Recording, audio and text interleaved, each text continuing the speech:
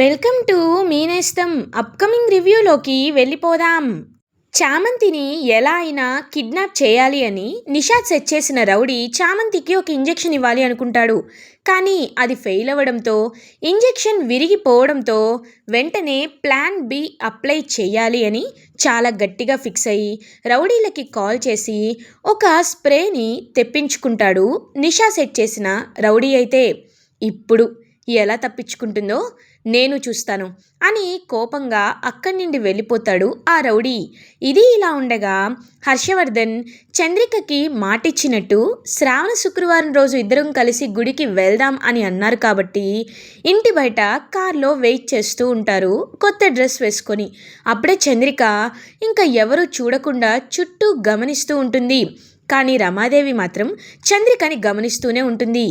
ఏంటి ఈ చంద్రికలో ఎప్పుడు లేని భయం కనబడుతుంది, ఎక్కడికి వెళ్తుంది అని ఇంకా అలా ఇంటి గేట్ వరకు చంద్రికని తెలియకుండా ఫాలో అవుతుంది రమాదేవి.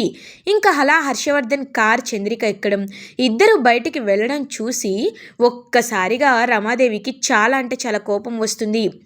ఆ చంద్రిక చేతిలో గుడికి వెళ్ళే పూజా సామాగ్రిలు ఉన్నాయంటే ఖచ్చితంగా గుడికే వెళ్తున్నారు.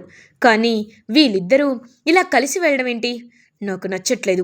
ఎలా అయినా వీళ్ళు గుడికి వెళ్తున్నారా లేకపోతే నాకు చెప్పకుండా ఇంకెక్కడికైనా వెళ్తున్నారా అనే విషయాన్ని నేను తెలుసుకోవాలి. ఎలా అని చెప్పి ఇంక పరుగున లోపలికి వెళ్తుంది. అక్కడ ప్రేమ్ కార్ తప్ప ఎవ్వరి కార్ కనిపించదనమాట. ఇదేంటి డ్రైవర్లు ఎవరు లేరు, ఒరే ప్రేమ్ అని చెప్పి ప్రేమ్ని పిలుస్తుంది. ఇంకో వెంటనే ప్రేమ్ వస్తాడు. ఏంటమ్మా అని అడుగుతాడు. మనం వెంటనే గుడికి వెళ్ళాలి పదా అని అంటుంది. ఏంటి గుడికా అని షాక్ అయిపోతాడు ప్రేమ్. ఎందుకంటే చామంతి ఆ నల్లపూసల్ని ఆర్డర్ చేసుకుంది కాబట్టి తను గుడికి వెళ్తుంది అనే విషయం అనేది ప్రేమ్కి తెలుసు. సో ఇప్పుడు గుడికి వెళ్తే మళ్ళీ చామంతికి ఎక్కడ ఏమైనా తేడా, ఏమైనా ఇబ్బంది కలుగుతుందేమోనని చెప్పి చాలా టెన్షన్ పడుతూ ఉంటాడు ప్రేమ్. అయితే ఏరా వినిపించట్లేదా పద అని అంటుంది కార్ ఎక్కి ఫాస్ట్గా. అమ్మ ఏ గుడికి, నేను చెప్తాను పద నువ్వు అని చెప్పి విసుక్కుంటూ ఉంటుంది ఇంకా రమాదేవి. అయితే ఇంకా అలా ఆ కార్ని హర్షవర్ధన్ కార్ని అయితే ఫాలో అవ్వమని ఇంకా లైక్ ఆ కార్ని అటువైపుగా వెళ్ళు ఇటు వెళ్ళు అని చెప్పి కరెక్ట్గా ఏ గుడికి ఏ టెంపుల్కి అయితే హర్షవర్ధన్ అండ్ చంద్రిక వస్తారో అదే టెంపుల్ దగ్గర ఆపమని చెప్తుంది రమాదేవి. ఆపమని నువ్వు ఇక్కడే ఉండు, నేను లోపలికి వెళ్ళొస్తానని చెప్పి రమాదేవి ఒంటరిగా గుడి లోపలికి ఎంటర్ అవుతుంది. ఇది ఇలా ఉండగా చామంతి మొత్తం 5 ముత్తైదువులనైతే పిలుస్తుంది తన నల్లపూసల కార్యక్రమం జరిపించుకోవడానికి. బట్ ముగ్గురే వస్తారు, ఇంకొక ఇద్దరు తర్వాత వస్తారమ్మా, నువ్వు ఫస్ట్ అయితే కార్యక్రమం స్టార్ట్ చేయని చెప్పేసరికి ఇంకా అలా పూజలో అయితే కూర్చుంటుంది చామంతి. ఎప్పుడు తను నిండు నూరేళ్ళు సంతోషంగా, ప్రేమ్ ఎప్పుడూ హ్యాపీగా ఉండాలి, ప్రేమ్ ఎప్పుడు నవ్వుతూ ప్రేమ్ ఎప్పుడు ఆయుష్తో ఉండాలి అని చెప్పి ఇంకా అలా పూజ చేస్తూ ఉంటారు పంతులు గారు. అయితే ఇంకా చామంతి కూడా ఆ పూజలో కూర్చొని హ్యాపీగా మనస్ఫూర్తిగా ప్రేమ్తో తను చాలా హ్యాపీగా ఉండాలి అని మనస్ఫూర్తిగా కోరుకుంటుంది. కరెక్ట్గా అదే టైంకి రమాదేవి గుడి లోపలికి ఎంటర్ అవుతుంది. ఎంటర్ అయ్యి ఇంకా కరెక్ట్గా అలా చామంతి వైపు చూస్తూ ఉంటుంది.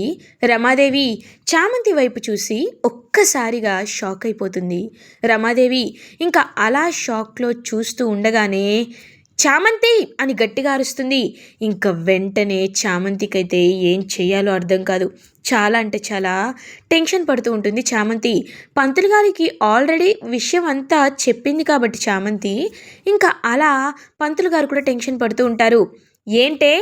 ఏంటిది శ్రావణ శుక్రవారం రోజు గుడికొచ్చి ఏం చేస్తున్నావు, ఏంటి కార్యక్రమం అంతా అని అడుగుతుంది రమాదేవి.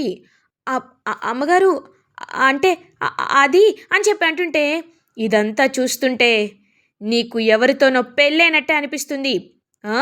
నా దగ్గర నిజాన్ని దాస్తున్నావా, చెప్పవే లేకపోతే చంపేస్తాం అని ఇంకా చాలా గట్టిగా బెదిరిస్తుంది రమాదేవి. వెంటనే పంతులు గారు అండ్ అక్కడ పక్కనున్న ఆంటీలందరూ అయితే సిచ్యువేషన్ అర్థం చేసుకుంటారు. అమ్మగారు వదలండి అమ్మగారు అని అంటున్నా సరే, అమ్మ ఒక్క నిమిషం అమ్మ, ముందు నేను చెప్పేది వినండి అని అంటారు పంతులు గారు. ఏంటి మీరు చెప్పేది అని అడుగుతారు. అమ్మా, శ్రావణ శుక్రవారం ఈరోజు చాలా మంచి రోజు. ఇది కేవలం పెళ్ళైన వాళ్ళకి మాత్రమే కాదమ్మా, పెళ్ళి కాని వాళ్ళు కూడా వాళ్ళ మంచి కోసం, వాళ్ళ సౌభాగ్యం, వాళ్ళ భర్త మంచివాడు రావాలని పూజలు చేస్తూ ఉంటారు. అలాంటి ప్రత్యేక పూజ చామంతి జరిపించుకోవాలి అనుకుంటుంది. అందుకే జరిపించుకుంటుంది. మీరెందుకు ఈ విషయంలో తనని ఇంతలా బాధ పెడుతున్నారమ్మా అని అంటారు పంతులు గారు. ఇంకా వెంటనే రమాదేవి అవునా అని అలా ఆలోచనలో ఉండిపోతుంది. ఇది ఇలా ఉండగా ప్రేమ్ టెన్షన్గా టెంపుల్ లోపలికి వస్తాడు. ఒకవేళ అమ్మ చామ్ని చూస్తే చామ్ ఏం సమాధానం చెప్తుంది? అప్పుడైనా ఒక భర్తగా నేను చామ్ పక్కన నిలబడాలి అని చెప్పి ఇంకా ప్రేమ్ చాలా గట్టిగా ఫిక్స్ అయ్యి గుడి లోపలికి ఎంటర్ అయ్యి అసలు రమాదేవి ఎక్కడుంది, చామంతి ఎక్కడుంది అని వెతుకుతూ ఉండగానే ప్రేమ్ కళ్ళ ముందు ప్రేమ్ తన లైఫ్లో ఊహించని విషయం ఒకటి కనపడుతుంది. అమ్మవారి చెట్టు కింద, రావి చెట్టు కింద హర్షవర్ధన్ అండ్ చంద్రిక ఇద్దరు కలిసి ప్రదక్షిణలు చేస్తూ, ఇద్దరు కలిసి పక్క పక్కనే నించొని దేవుడికి నమస్కారం పెట్టుకోవడాన్ని చూస్తారు. ప్రేమ్ చూసి ఒక్కసారిగా అలా షాక్లో అయితే ఉండిపోతారు. ఇంకా దూరం నుండి గమనిస్తూ దగ్గరికి వెళ్తూ ఉంటాడు ప్రేమ్.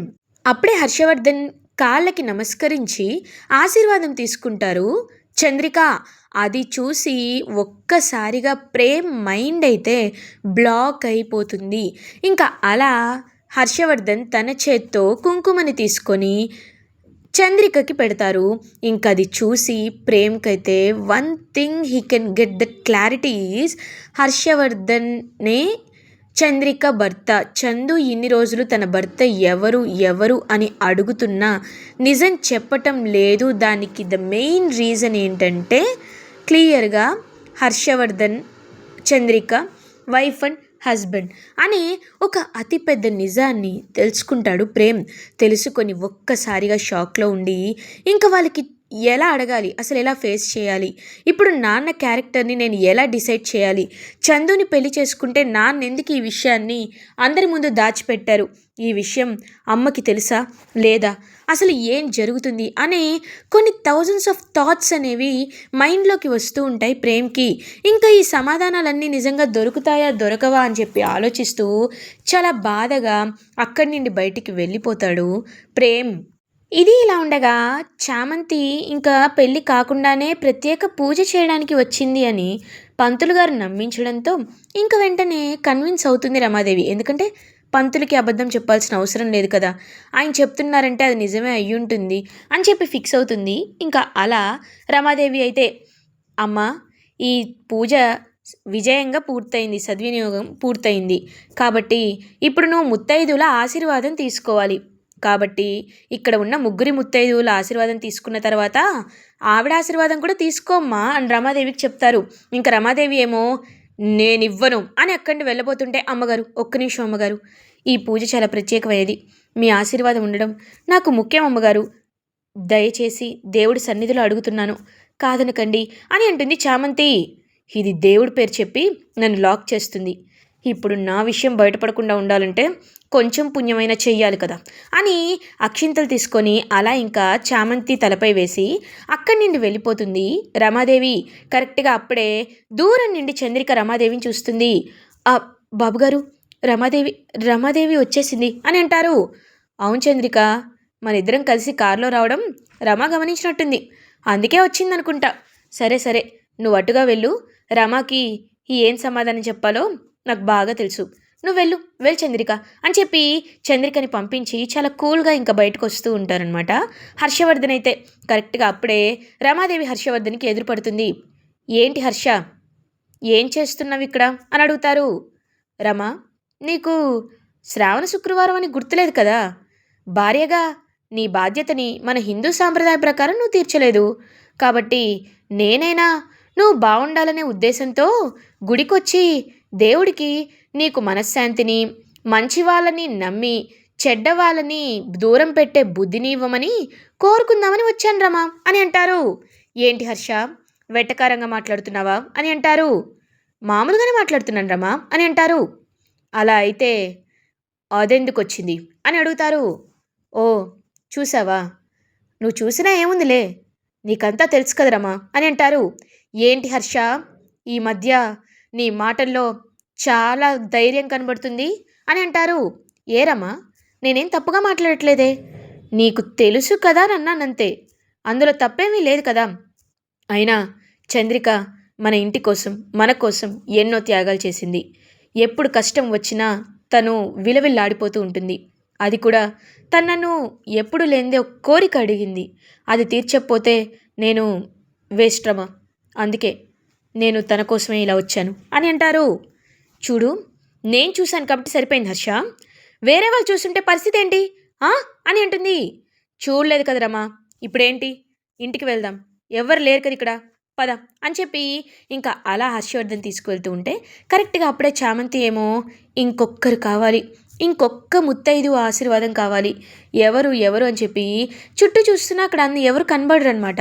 ఇంక పాపం దేవుడికి మనస్ఫూర్తిగా నమస్కారం పెట్టుకుంటూ, దేవుడా ఎలా అయినా నాకు కనపడాలి దేవుడా అని చెప్పి కళ్ళు తెరిచి చూడగానే చంద్రిక కనబడుతుంది. ఇంక చంద్రికను చూసి చాలా హ్యాపీగా ఫీల్ అవుతుంది అనమాట చామంతి. దేవుడా నా కోరికను తీర్చావు, థ్యాంక్ యూ అని చెప్పి అత్త అత్త అని చెప్పి అత్తని పిలుస్తుంది. అమ్మ చామంతి, నువ్వెప్పుడు వచ్చావు ఇక్కడికి అని అడుగుతారు. నేను ఒక పూజ చేయించుకుందామని వచ్చానత్త, నువ్వేంటి ఇక్కడ అని అంటారు. ఏం లేదమ్మా, శ్రావణ శుక్రవారం కదా, అందుకే గుడికి వెళ్దామని వచ్చాను అని అంటారు.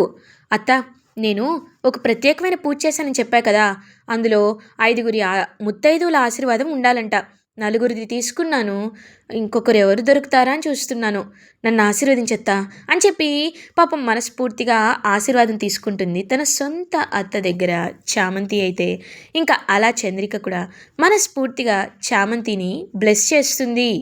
ఇది ఇలా ఉండగా ఈవినింగ్ అవుతుంది. చామంతి చక్కగా ఇంటికి వచ్చేస్తుంది.